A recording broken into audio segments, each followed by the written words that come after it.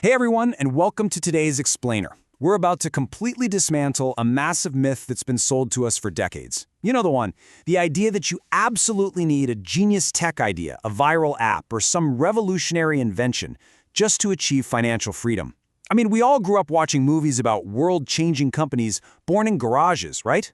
But today, we're diving into the actual data behind the quiet wealth generators.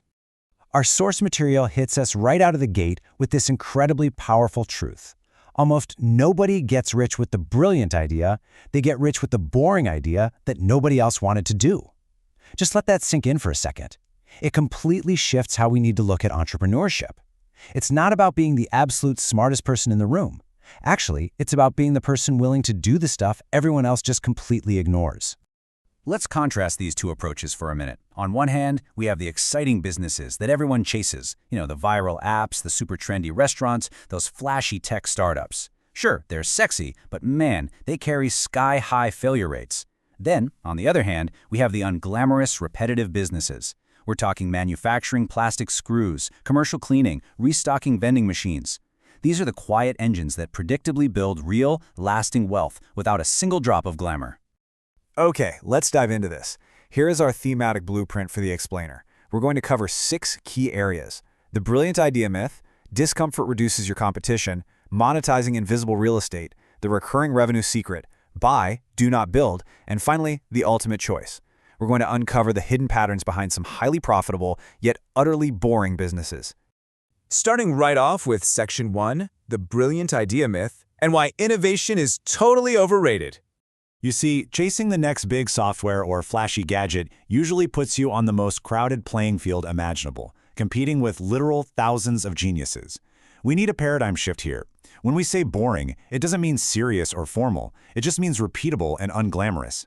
Whether it's manufacturing custom plastic parts or meticulously grading sports cards, real wealth is found in executing an established, repetitive process way better than everyone else. It's all about doing that repeatable process with absolute discipline. Moving on to Section 2, discomfort reduces your competition, also known as the stigma moat. So the first major pattern we see in the data is this idea of a stigma moat. Basically, the more physically uncomfortable or blue-collar a business seems on the surface, the less competition you're going to face. Consider the sheer scale of an industry absolutely nobody wants to talk about at dinner parties: portable restrooms. The global rental market for these was valued at over $20 billion in 2023, and get this, it's projected to reach nearly $35 billion by 2030, according to Grandview Research. $35 billion. Nobody dreams of owning portable toilets, which is exactly why it's a gold mine. Every construction site, every music festival, every outdoor event absolutely needs them. The discomfort isn't an obstacle, it's a built-in barrier to entry. Or check out this number, $400 to $1,000. That is the daily rate for commercial window cleaning contracts for office buildings and hospitals. Now, it sounds dangerous, right? And that fear of heights acts as a massive barrier to entry. But here's the secret. Smart operators don't actually strap on a harness themselves. No way. They hire a specialized 2-person crew, pay them really well, and keep the huge profit margins from contracts that just automatically renew every single January like clockwork. All right, Section 3, monetizing invisible real estate, how to profit from empty space. True wealth often comes from identifying and monetizing empty space that everyone else just walks right past every single day. With businesses like vending machines, ATM networks, parking lots, and self-storage units, you aren't actually selling a product at all. What you're doing is acquiring permission to make money from an empty corner or a patch of concrete. Think about it. That hallway in the gym or that random corner of the laundromat was worth $0 a month until someone placed a card-reading vending machine or an ATM right there. Or think about a parking lot in a busy commercial district. There's no inventory, no customer service desk. It's literally just an empty space where people pay you to leave their cars. It's brilliant. And this brilliantly illustrates the sheer financial power of these models. According to IBIS World data, an astonishing 95% of laundromats are still operating successfully after 5 years. 95%! Just compare that to the survival rate of any trendy new restaurant downtown.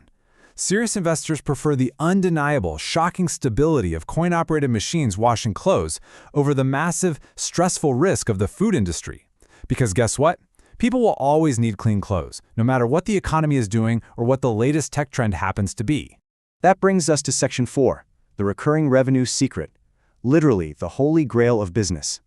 The ultimate structural secret connecting all of these boring businesses is this: securing customers who pay you on autopilot. When we look at these models side by side, the difference is just night and day. One-off services mean really high customer acquisition costs and wildly unpredictable income. You're just constantly running on a treadmill, chasing the next sale. But recurring services, things like commercial pest control, bookkeeping for small businesses, or office cleaning, they offer automatic renewals, totally predictable cash flow, and ultimately, peace of mind. Businesses fail when they're exhausted from constantly chasing new clients instead of holding on to ones that already trust them. Remember this: a client who pays you every week for a year is worth infinitely more than 10 clients who hire you just once. Let's pivot to Section 5. Buy, do not build. This is the ultimate shortcut. So here is a crucial realization, an incredible shortcut really. You don't even have to start these boring businesses from scratch. The author Walker Dybel coined this concept called buy, then build. It's basically the strategy of acquiring an existing business that already has proven cash flow rather than starting from absolute zero. Look, starting a business from scratch carries this massive risk of not knowing if anyone actually wants what you're offering. But buying money that is already flowing, that skips the hardest part of entrepreneurship entirely. It completely changes the whole risk equation. And because of this stability, businesses with recurring revenue typically sell for a 3 to 5 times multiplier on their annual income, compared to just a 1 to 2 times multiplier for businesses that depend on one-time sales. That is a massive financial advantage.